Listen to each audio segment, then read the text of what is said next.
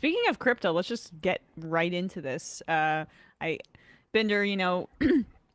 I'll see crypto clips throughout the week and things like that, and I'll just save them specifically for you. So I hope that warms your heart a little bit before we get enraged by this clip. I'm always on your when you see one of the worst, most disgusting things and predatory things imaginable. The first thing that comes to your mind is me, so I'll take it. Exactly. Matt, gotta save this for Matt. I did want to say though, no, Luna crashed twice because after Luna crashed, they made a new Luna on a second. Yeah, they brought Luna 2.0 out. Yeah, and then seriously, that's what it's called. And they thought, hey, let's give some free Luna 2 to all the people who held Terra and Luna as like a, try to recoup your investment type thing. Like, we're sorry for what happened. It's like the free bet that you get on like DraftKings Sportsbook when they want you to keep spending more money so that you won't leave the platform.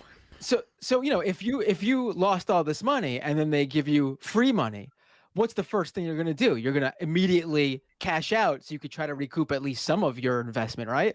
So that's what happened. And Luna 2 immediately fell something like 90% or something like that. Oh my God, I love that. I'm not convinced that anybody has ever actually successfully cashed out of the crypto ecosystem. Not anybody as in like any individual, but like that there is a significant number of people who have been able to get money out of this ecosystem. And it's not just like trapped in various in various books of random coins. Like, do we know anyone who's ever just got it, actually just gotten the money out there? They had Bitcoin, in recent days, not the first Bitcoin millionaire, but recently, anyone who's had a significant amount of Bitcoin and gotten it in cash. Oh, there was a recent story back when the Russia invasion of Ukraine started, where some broker with a private Russian client, their client wanted to cash out. I don't remember the exact amount, so I don't want to put a number on it, but it was a lot of money in Bitcoin or another crypto. I think it was Bitcoin though, and they wanted to cash out. And when they went to go cash out, they had to privately contact the company, and they were basically laughed at. You can't withdraw this much money. We can't give you this much.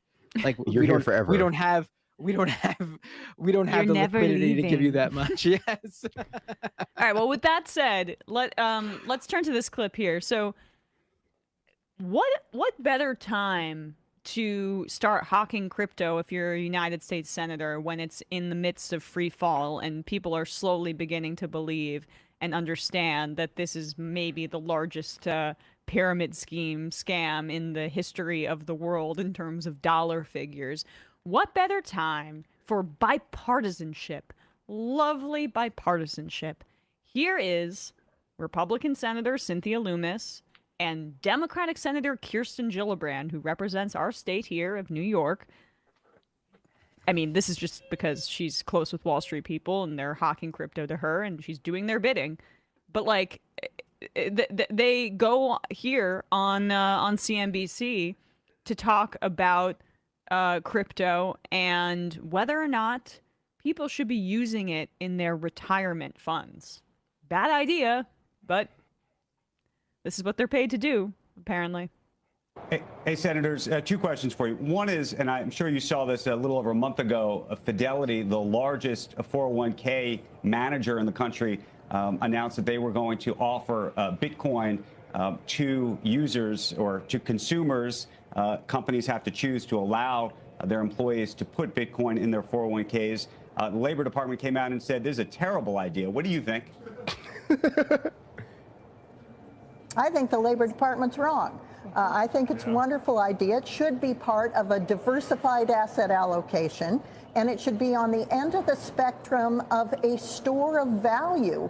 Obviously, if you have a fully diversified asset allocation, you have some assets that you want to produce income in the short run. You also want some assets that are just a store of value. And I think that's where Bitcoin really shines. Can we, yeah. I think people shines. I think people should know this. It's unclear how much she holds right now, but Senator Cynthia Lummis has a little bit of a conflict of interest here. She is a holder of Bitcoin in a significant amount too. She holds between $100,000 and $350,000 in Bitcoin. And this is from an article from the fairly, I don't want to say pro, but they cover crypto quite well, in positive light, CoinDesk. And on top of that, she made this purchase in August when Bitcoin was worth between 50,000 and whatever the max it went up to. I think it was like 69,000. Yeah, she wanted to store some value. How did that work out, Binder? Right. So she's at a loss right now. But, if you're a true believer and a holder, like it seems like she is, and you want to, make your money back and you're still holding, what better way than to, just convince bunch of retirees and various other people who don't know anything about how this works to just invest in Bitcoin so that the value will go up for her. Exactly. I would not be do we know if Gillibrand has Bitcoin holdings? Binder, can you look that up? I'm gonna look that up right now. I know about Cynthia Lummis because she has long been a pro crypto advocate. Yeah, in the she Senate. had the laser eyes profile. Yes. This is literally just like if people owned Herbalife stock and they're like, Herbalife is a great thing to invest in. Yeah, right. I mean, maybe just objectively. Probably even worse than Herbalife because there's probably some protections. I'm not an investor, but crypto's all bullshit. All right, let's keep going. I think it's some of the hardest money that's ever been created in the world. And for that reason, it belongs as a slice of a diversified asset allocation for retirement funds. Senator Gillibrand, you agree, disagree? Go on, Kristen. No, I agree. And that's why this piece of legislation is so important and why it's so timely. Once you create basic infrastructure around these types of digital assets where there are disclosure requirements, where they have a regulator, where there's full transparency, that is going to create the safety and soundness in the market that will give other people comfort. It's a bullshit market. Sorry, I'm pausing it again, but this is what infuriates me about the crypto commercial starring like Steph Curry and Shaq, where it's like you can learn how to. You don't need to know shit, but you can still learn how to trade crypto safely. And that message that there is a way to trade this safely, as if like it's like saying we'll make sure you get your snake oil. Yeah, like we'll make sure that like when you buy the expedited snake oil, free shipping for the snake oil gets to you. Yes. Like, and it's glossed over the fact that actually the snake oil is not going to cure anything that you need cured, and it might even set you back. It's particularly insidious because we have a massive issue in this country with retirement funds. Basically, the pension funds are being gutted. We don't have the security for our retirees anymore. And you see, as Binder, we've talked about, you've pointed this out, forums of Bitcoin investors saying, I didn't have a 401k as a young person. I've lost all of my retirement savings. And now it's really, I mean, everyone who watches CNBC is 65 or older, let's be real. And so these two are going on there to basically say, this is how you could diversify your portfolio with this asset. Crypto is in the tank right now, and it's just really to drive up the price for existing holders like Lummis. And also anyone who purchased Bitcoin in the past year, when the big influx of new crypto users came in from like mainstream media and like the normies, every single one of them who purchased Bitcoin, if they wanted to sell right now, they would sell at a loss. They're all underwater. Yeah, they're underwater. Every single one of this. The only people right now who can say they made money from Bitcoin, obviously, if they didn't sell and they were hodlers like they're encouraged to do, because again, number only goes up. Keep hodling as all the big players are selling off because that's when there's liquidity there and the number is high. All those people are losers right now, and unless you got in early, you're at a loss right now. I obviously attribute less like agency or kind of responsibility to the athletes in those commercials than the senators, but it kind of feels like the same message, which is just like the people watching these ads, the people watching these spots, they're marks. Yeah, like they're literally marks for this industry. Yeah, whether it's the athletes or whether it's these politicians, they are literally juiced by funds to try to find more marks, and that's why it's really despicable. And Kirsten Gillibrand, I don't know who Lummis is. She's a freak, probably. Gillibrand, she's like a Republican. She's a Republican from I think like Wyoming or something. Right. From Wyoming, yeah. But this is really despicable what Gillibrand participating in this, and I hope I mean, tweet at her honestly. Like she should get a lot of heat for this bullshit. Well, I want Brander to jump. Brander, yeah, sure, go ahead. I was going to say, I think you're all right. And it's crypto's clearly in a debt spiral. And they're just rummaging for new ways to bring in more liquidity for the big whales who are currently in there and who have no way to get out right now, much less the amount of money. And I'm sure people will talk about like the sort of the small crypto holder, but there's definitely not enough money for them to sell out at this point now, and much less if they decide to hold on for the long term. But to speak to the safety thing, they're currently co-sponsoring a bill now that is, like they would say is intended to make crypto less safe, but they have chosen to not have cryptocurrencies and I guess NFTs defined as securities in their new bill, but to define them as a much more vague, much more wishy-washy sort of commodities that they won't be under incredibly strict regulation like other types of stocks and bonds via the SEC. Dropped my camera again. Oh no, but that because they'd be under a different sort of trade commission, the CFTC. Yes, the Commodity Futures Trading Commission. Camera. Yeah. Let's listen to the rest of this Gillibrand clip while he fixes his camera. Full transparency. That is going to create the safety and soundness in the market that will give other people comfort that this is a market that is here to stay. It's one that is properly regulated and one that has oversight and accountability. And that's what this legislation is going to do. So while many people are uncomfortable with where these digital assets are being used or offered today, once a regulatory framework's put around it, there will be more comfort there. It's not where they're being offered from. No, it is the fundamental nature of crypto. There's no regulation that's gonna. I mean, this is just like it's a complete false security that she's providing there. No, there's no way to regulate this in the way that, like, in a bipartisan way at the very least, that's going to provide the security that she says, specifically for retirees. It's quite despicable. Right. The reason they want it classified, and when I mean all the major crypto exchanges, they want it classified as a commodities because the CFTC is much weaker than the SEC.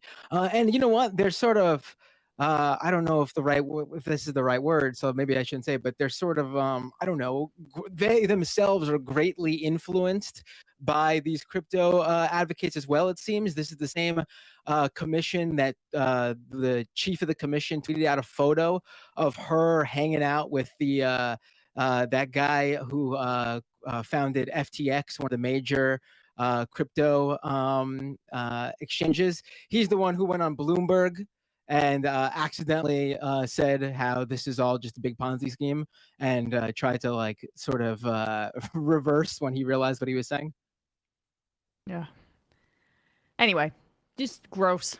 I hope Gillibrand's proud that she's in opposition to the Biden administration on this. Yeah, frankly, I mean, this is when she'll go reach across the aisle.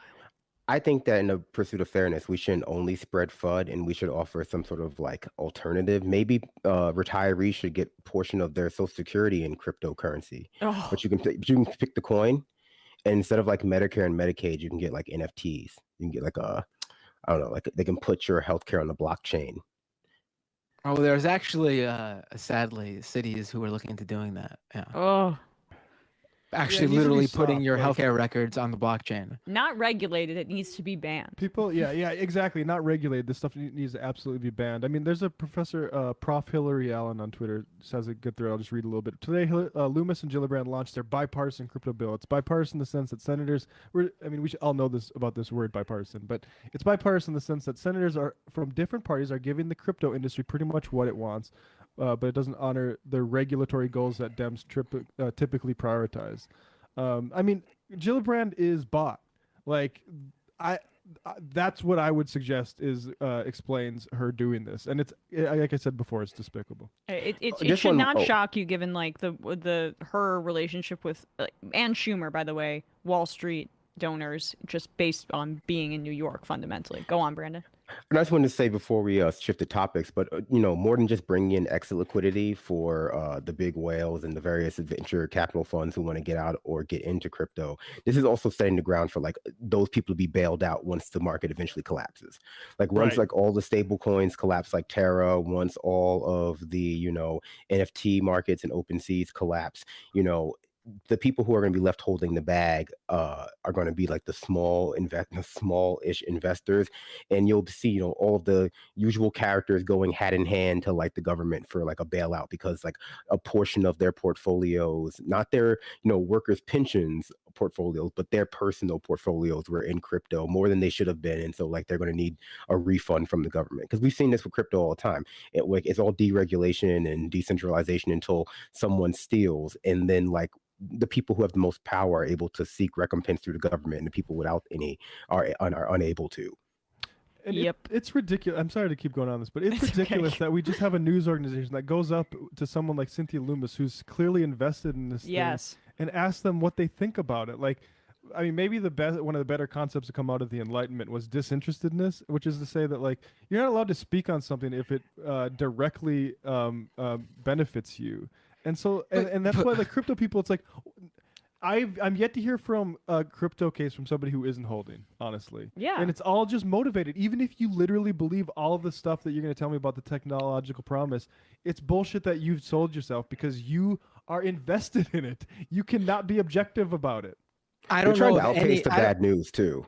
Right. I want to say they're trying to outpace the bad news of like crypto collapsing, and every news story you hear out of the crypto industry is like hack, $100 million stolen, no way to recover it. Hack, 18 apes stolen in Discord hack. And so, this is like mainstream news stories are still trying to pump up crypto before like all of that wave of bad news gets like, fully dispersed into the populace's idea. And that's all crypto is to even your everyday average people.